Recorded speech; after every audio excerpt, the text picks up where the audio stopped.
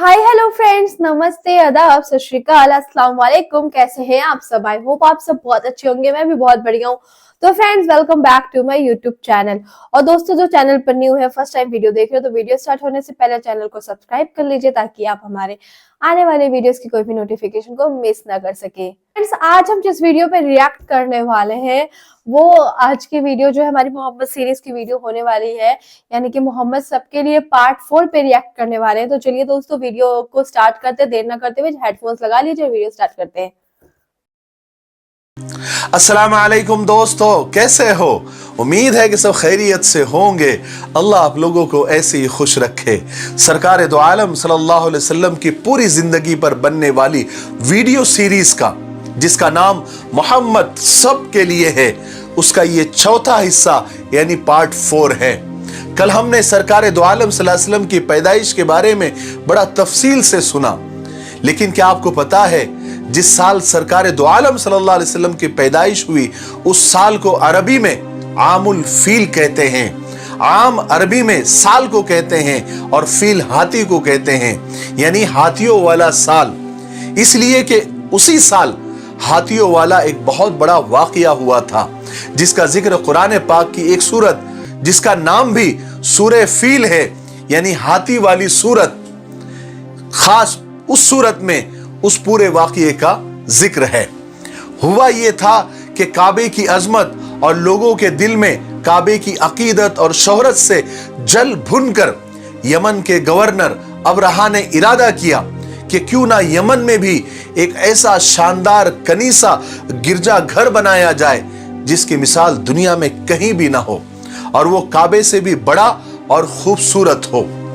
इससे अबरहा का मकसद ये था कि यमन के जो अरब लोग हैं, जो हज करने के लिए मक्का मुकर्रमा जाते हैं और वहां पर बैतुल्लाह यानी काबे का तवाफ करते हैं, वो लोग इस कनीसा की खूबसूरती, इसकी अजमत और इसकी शान और शौकत से इम्प्रेस और मरूब होकर काबा जाने के बजाय इस गिरजा घर में आने लगे और इसका तवाफ करने लगे। इसी ख्याल से उसने एक बहुत बड़ा आलीशान कनीसा और एक गिरजा घर तामीर किया।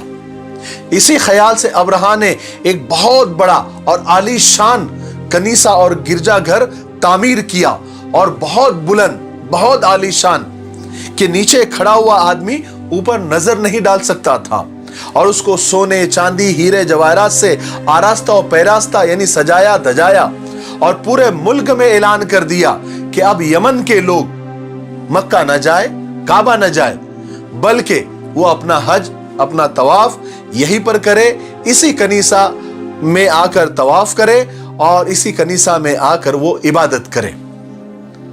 हालांकि अरब में बुत परस्ती गालिब आ गई थी, लोग बुतों की पूजा करते थे, अलग अलग कबीलों के अलग अलग बुत थे, मगर दीन इब्राहिम और काबे की अजमत और मोहब्बत उनके दिलों में पैवस्त थी, यानी बहुत ज्यादा थी।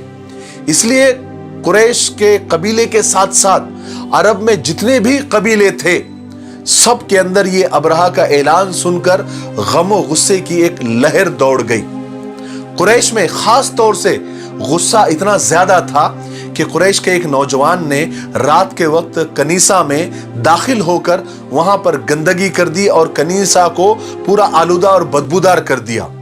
और एक रिवायत के मुताबिक अरब के कुछ मुसाफिरों ने वहां कनीसा के बाजू में ठहर कर वहां पर अपनी किसी जरूरत के लिए आग जलाई, जिसकी वजह से कनीसा को आग लग गई और कनीसा को बहुत ज्यादा नुकसान हुआ। अब अबरहा को जब इसकी इत्तला मिली, इसकी खबर मिली और बतलाया गया कि किसी कुरैश ने, यानी किसी कुरैशी ने यह काम किया है, तो वो तो जलाल में आ गया, गुस्से में आ गया। उसने कसम खाई कि मैं इनके काबा की ईंट से ईंट बजा दूंगा, और उसकी तैयारी भी शुरू कर दी। अबरहा ने अपना खास हाथी, जिसका नाम महमूद था, उस पर सवार हुआ और पूरा हाथियों वाला लश्कर तैयार किया और काबे पर हमला करने के लिए निकल पड़ा।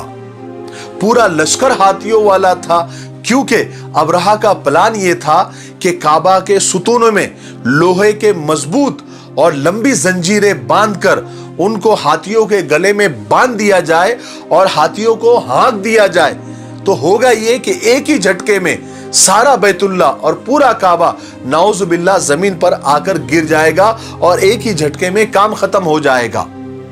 जब अरब में इस प्लान की खबर और इस हमले की खबर पहुंची तो सारा अरब और उसके जो कबीले थे वो सब मुकाबले के लिए तैयार हो गए।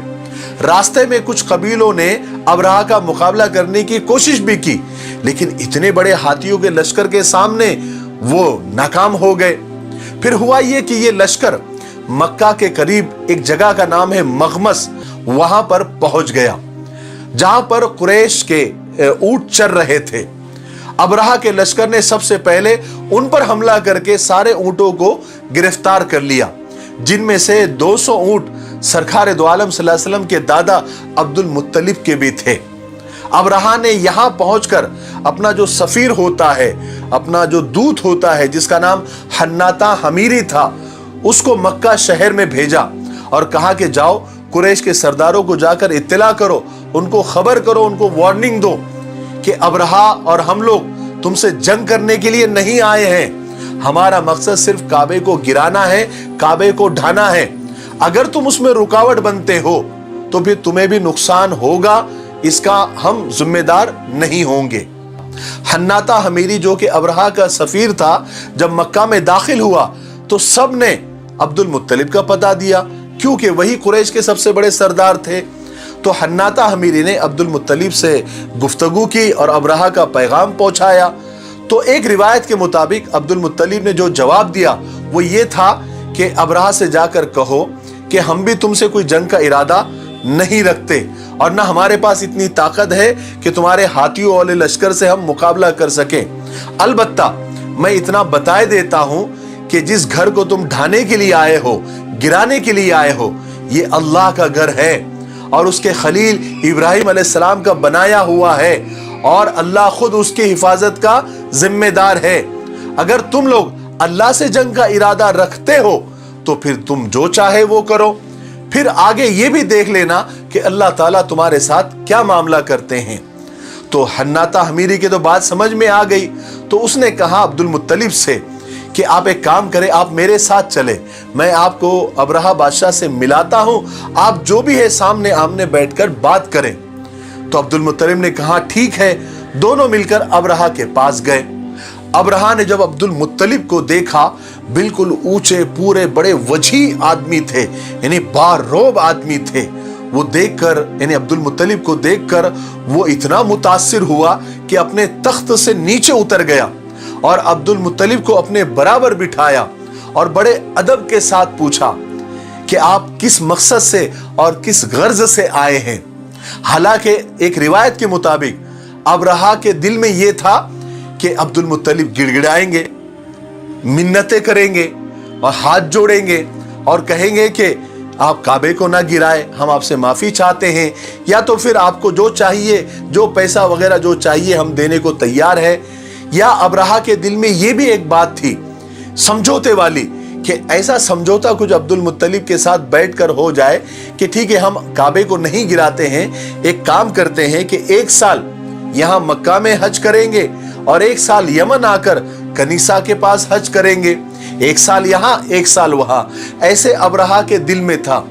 लेकिन अब्दुल मुत्तलिब ने बिल्कुल ऐसा जवाब दिया कि अबरहा का सर चकरा गया। अब्दुल मुत्तलिब ने कहा कि मैं सिर्फ इस मकसद से आया हूं, मेरी जरूरत सिर्फ इतनी है कि मेरे ऊंट जो आपके लश्कर ने गिरफ्तार किए हैं, बस आप उन्हें छोड़ दे, मुझे और कुछ नहीं कहना है।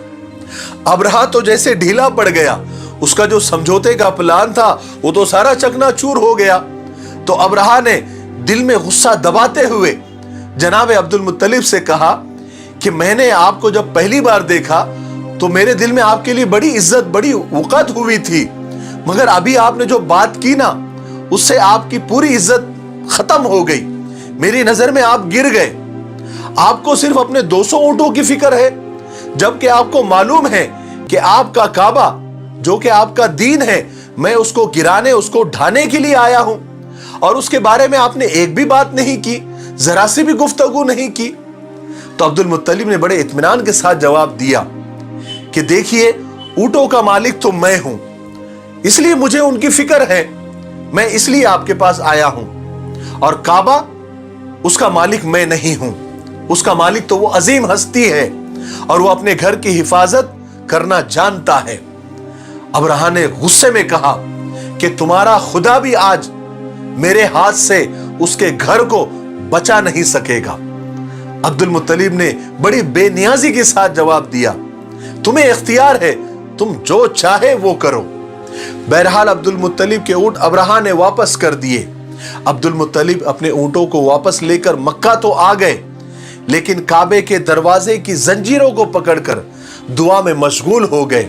साथ में कुरैश की एक बहुत बड़ी जमात थी। सबने अल्लाह से दुआएं की कि ए अल्लाह, इस अब्रहा के अजीम लश्कर का और इतने बड़े लश्कर का मुकाबला हमारे बस में नहीं है। ए अल्लाह, तू अपने घर की हिफाजत का इंतजाम तू खुद फरमा। दुआ करने के बाद अब्दुल मुत्तलिब और सारे लोग पहाड़ों पर और अलग अलग जगह पर फैल गए, क्योंकि उनको यकीन था कि इस लश्कर के ऊपर अल्लाह का अजाब जरूर आएगा। इसी यकीन की वजह से उन्होंने अब्रहा से सिर्फ अपने ऊंटों का मुतालबा किया था, यानी अपने ऊंटों के बारे में बात की थी, काबे के बारे में कोई बात नहीं की, क्योंकि वो जानते थे कि इस लश्कर पर अल्लाह का अजाब आएगा और अल्लाह ताला अपने घर की हिफाजत करेगा। और ये जो दुश्मन की ताकत बता रहा है, जो ताकत शो कर रहा है, जो हाथियों वाला लश्कर लेकर आया है, अल्लाह तबारक व तआला उसके इरादे को और उसके अज़ाइम को खाक में मिलाकर रख देगा। बहरहाल सुबह हुई तो अब्रहा ने अपने लश्कर को तैयार होने का हुक्म दिया कि चलो आज बैतुल्लाह पर चढ़ाई करनी है, उसको ढाना है, उसको गिराना है, वक्त आ गया है। सब अपने अपने तैयारी में लग गए। अब्रहा अपने खास हाथी के पास आया और उसको उठाने लगा, लेकिन हाथी है कि उठने को तैयार ही नहीं। उसको सारे दरबानों ने मिलकर उठाना चाहा, लेकिन हाथी है कि टस से मस हो ही नहीं रहा। वो बिल्कुल पत्थर बनकर जमीन पर जम गया। बड़े बड़े लोहे के नेजों से उसको मारा गया, मगर हाथी ने उसकी परवाह नहीं की।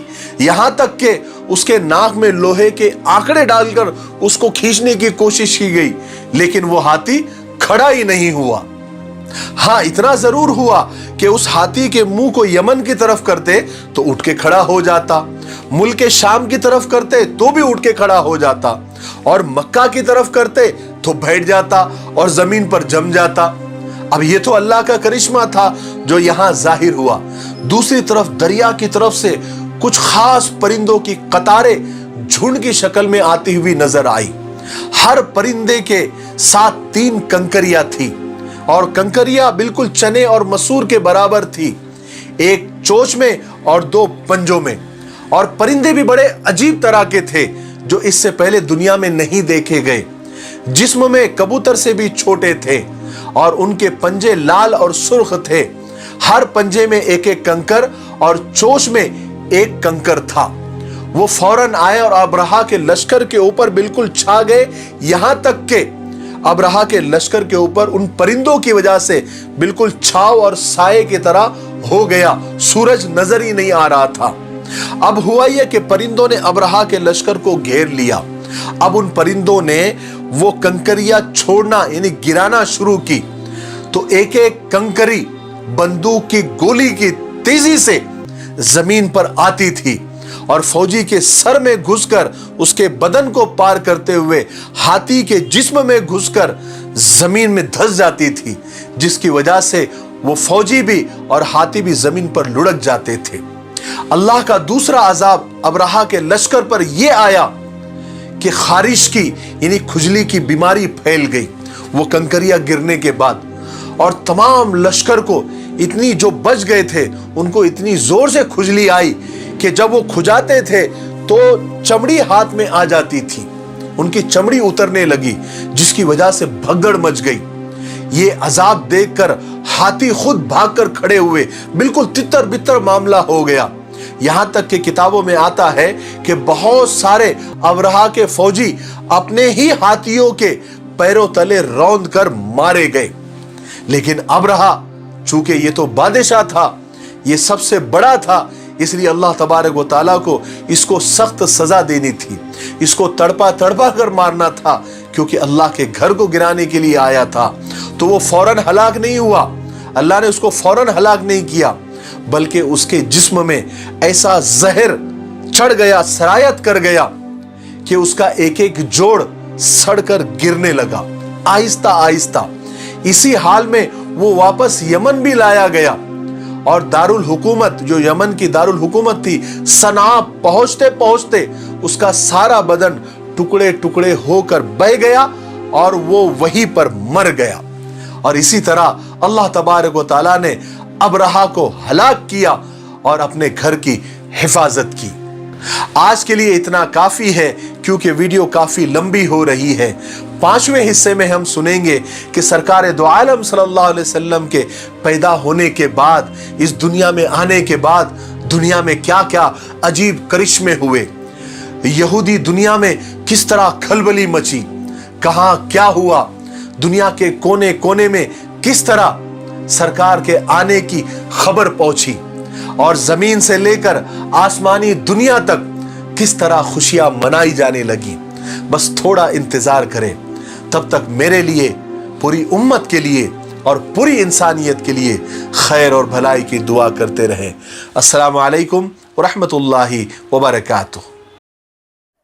तो दोस्तों, आप लोगों ने देखा कि किस तरह से इसमें हाथियों की जो है स्टोरी बताई गई है कि किस तरह से जो यमन का बादशाह था अब्राहा, उस पर अल्लाह का अजाब आया कि जिसने सोचा था कि मैं अल्लाह का घर गिरा दूंगा और यमन में ऐसा घर बनाऊंगा जहाँ पे सब आके इबादत करेंगे, और उसने अल्लाह के घर को गिराने की बात की। तो आप देख सकते हैं कि ऐसा टुकड़े टुकड़े होकर मरा वो, कि वैसी मौत शायद ही कभी किसी को आई हो, कि अल्लाह का अजाब आया ना उसके ऊपर।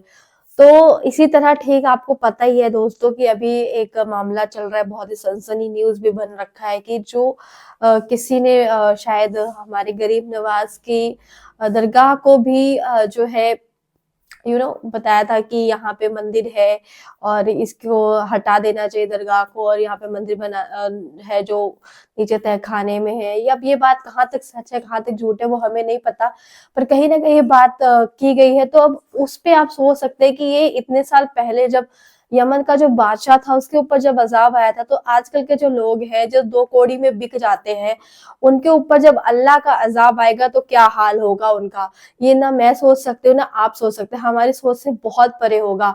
तो इस चीज को भी हम अल्लाह के ऊपर ही छोड़ देते हैं, क्योंकि अल्लाह का जब अजाब आता है तो कोई भी उससे बच नहीं पाता, क्योंकि मैं और आप सजा देंगे तो शायद बहुत मामूली छोटी सी सजा होगी, लेकिन जब अल्लाह सजा देने पे आएगा ना, तो वो ऐसी सजा देगा कि वो अपने 7 जन्म तक याद रखेगा कि भाई उसको क्या सजा मिली थी। तो बस यही कहूंगी, मैं दुआ करूंगी कि अल्लाह से कि दुनिया में शांति हो, चैन हो, अमन हो, सब लोग राजी खुशी रहे और एक दूसरे के साथ प्यार मोहब्बत से रहे। और आपने देखा कि इस पार्ट में अल्लाह का अजाब बताया गया है, जो किस तरह से आता है उन लोगों के लिए जो अल्लाह के बारे में गलत सोचते हैं और जो अल्लाह को मतलब बहुत भला बुरा बोलते हैं और सोचते हैं कि यार अल्लाह क्या है। अभी भी मैंने बहुत सारे ऐसे वीडियोस देखे हैं, बहुत सारे ऐसे कमेंट्स पढ़े हैं जिसमें लोग आके अल्लाह को भला बुरा कहते हैं, हमारे मोहम्मद जी को भला बुरा कहते हैं।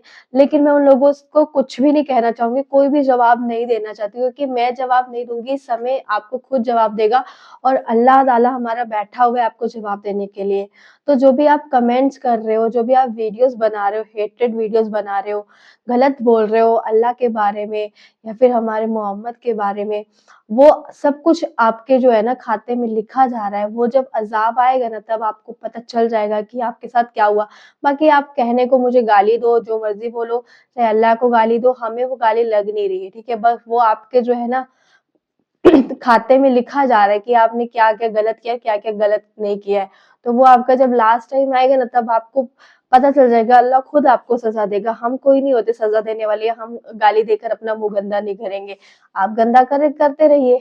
तो ठीक है दोस्तों, बस इसी के साथ वीडियो को एंड करते हैं। अभी नेक्स्ट पार्ट देखने के लिए प्लीज इस वीडियो को ज्यादा से ज्यादा शेयर कीजिए, लाइक कीजिए। अब हम आपको मिलेंगे नेक्स्ट वीडियो में, तब तक के लिए अल्लाह हाफिज, दुआओं में याद रखिए। जय भारत, जय Hind, tata bye bye, take care.